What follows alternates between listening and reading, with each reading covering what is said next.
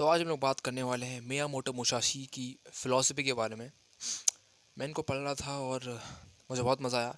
तो उसी चीज़ से रिलेटेड मैं एक वीडियो लेकर आया हूँ, फ़ोकस से रिलेटेड, कि अपना फ़ोकस हम कैसे बढ़ा सकते हैं, कैसे हम चीज़ें कर सकते हैं विदाउट एनी हेजिटेशन। तो हाँ, सबसे पहले जान लेते हैं मियामोटो मुसाशी थे क्या, शॉर्ट में। तो वो एक जापानीज़ वॉरियर थे जिन्होंने 60 या प्लस 60 के आसपास ड्यूल्स लड़े थे। ड्यूल्स में क्या होता है, दो इंसान लड़ते हैं स्वॉर्ड से या फिर कोई वेपन से, और आसपास बहुत सारे लोग होते हैं, पीपल होती है, ऑडियंस होती है और उन्हें देखती है। तो मियामोटो मुसाशी ने 60 के आसपास ड्यूल्स लड़े और उनमें वो एक बार भी नहीं हारे, समझ लो, एक बार भी नहीं हारे। और उसमें वो हर इन वॉर में उनकी जो भी उन्होंने लड़ाई लड़ी, इसमें उनका ग्रेटेस्ट वेपन जो था वो उनकी स्वॉर्ड नहीं थी, वो उनका कोई दूसरा वेपन नहीं था, वो थी उनकी डिसीजन मेकिंग स्किल, जो कि उन्होंने बरसों की ट्रेनिंग, बरसों की तपस्या तपस्या के साथ जागरूक करी थी, उन्होंने क्रिएट करी थी। अब आजकल के ज़माने की जो मॉडर्न मैन की प्रॉब्लम क्या है, वो ओवर थिंक बहुत करता है। ओवर थिंक हम बहुत करते हैं, मैं भी कर रहा हूँ, मैं भी करता रहता था और आज भी करता रहता हूँ और अभी भी कर रहा था वीडियो बनाने से पहले। बट जैसे ही मैं बटन दबाता हूँ वीडियो का क्लिक, जब मैं करता हूँ कैमरे को, तो सारी ओवर थिंक चली आती है पहाड़ में। जो कि मैंने ये स्किल बिल्ड कर ली है, मैं कंसिस्टेंसी के साथ हर रोज़ वीडियो डालता आ रहा हूँ। 80+ डे हो चुके हैं, मैं यूट्यूब पर रोज़ वीडियो डालता हूँ और इससे मेरी सोशल स्किल्स तो इम्प्रूव हुई हैं, कैमरे के आगे बोलने से लेकर दूसरों से बोलने तक। और दूसरा, मेरे वर्ड्स अब क्लियर मैं बोल पाता हूँ। और तीसरा, कि मेरे अंदर जो आइडियाज़ हैं वो जनरेट होते रहते हैं, जो कि मैं हर रोज़ वीडियो बनाता हूँ। तो हाँ, ये वीडियो जो मैं हूँ, ये खुद एक जीते जागता एग्जाम्पल हूँ इस मॉडर्न एरा का। तो आप भी कर सकते हो। अब मैं बता रहा था कि मॉडर्न एरा की जो प्रॉब्लम्स है एक और है, जो कि there are many options, too many option, जिसकी वजह से क्या होता है, डिसीजन हम ले नहीं पाते। डिसीजन जो होते हैं हमारे वीक हो जाते हैं, क्योंकि अगर हमारे पास सब कुछ करने को होगा, या फिर मान लो मेरे पास वो भी कर सकता हूँ, वो भी कर सकता हूँ, पर हम करेंगे नहीं। क्यों? क्योंकि यार पता नहीं चलता ना करना क्या है। इसका मतलब ये है कि देयर आर मैनी ऑप्शंस। दूसरा ये है कि हम कंफर्ट जोन में बहुत रहते हैं। यार अगर तुम्हें पता है कि तुम्हें कंफर्ट जोन से बाहर निकलना चाहिए और तुम निकल सकते भी हो, पर हम निकल नहीं पाते। क्यों? क्योंकि हमें आदत हो जाती है उस चीज़ की, जिसकी वजह से अर्जेंसी नाम की कोई चीज़ हमारे लाइफ में होती ही नहीं है। इसकी वजह से हमें कंफर्ट जोन में मज़ा आने लगता है और लोग यही प्रेफर करते हैं आजकल के।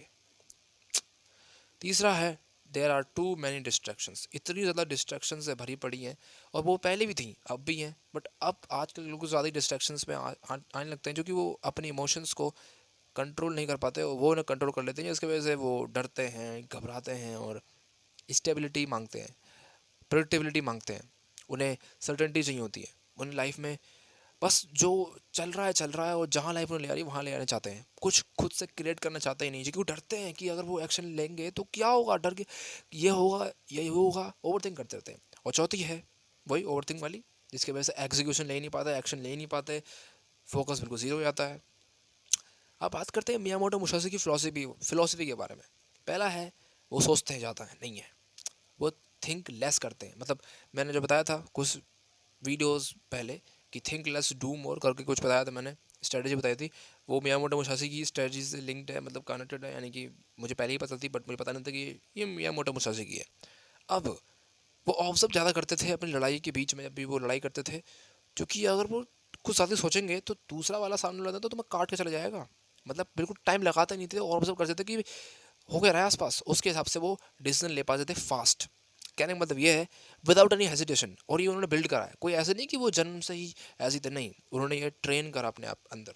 और तीसरा ये था, उन्होंने एक स्ट्रेटजी को मास्टर करने पे ज़्यादा प्रेफर करा। मतलब ऐसा नहीं कि मल्टीटास्किंग करो तुम, क्योंकि मल्टीटास्किंग तो बहुत बेकार चीज़ है, वो तुम्हें फोकस करने देगी नहीं। ये भी कर लूँ, वो भी कर लूँ, चलो फ़ोन चलाते समय टीवी देख लेता हूँ, खाना भी खा लेता हूँ, और ज़रा और चीज़ें कर लेता हूँ। मतलब ये बहुत बिल्कुल मैस होएगी लाइफ तुम्हारी, अगर तुम ज़्यादा से ज़्यादा चीज़ें कम से कम टाइम में करने की कोशिश करोगे। तो अगर तुम एक ही चीज़ करते रहोगे बहुत टाइम तक, तो कंसिस्टेंसी के साथ तुम्हारे रिजल्ट्स भी दिखने लगेंगे तुम्हें। जैसे कि मेरे दिख रहे हैं, मेरे चैनल पे 0 व्यूज़ आते थे, 0 को मतलब समझ लो, 0, बिल्कुल 0। कंसिस्टेंसी में जब भी कर रहा था, बिल्कुल मोटिवेशन नहीं थी, कोई इनकरेज नहीं कर रहा था, कोई मुझे नहीं कह रहा था कि ये कर वो कर। बट धीरे धीरे कमेंट्स आने लगे कि यार तू कर रहा है, तू कर सकता है, और मुझे बहुत मज़ा आने लगा। वापस से व्यूज़ डाउन हो चुके हैं, पर मैं डरूंगा नहीं, मैं साहस के साथ लड़ूंगा, क्योंकि मैंने पहले भी लड़ा है और हाँ, ऐसे ही तुम कर सकते हो। अब बात करते हैं हेजिटेशन के ऊपर। हेजिटेशन सबसे पहले क्रिएट करता है हमारे अंदर फियर। फियर मतलब डर।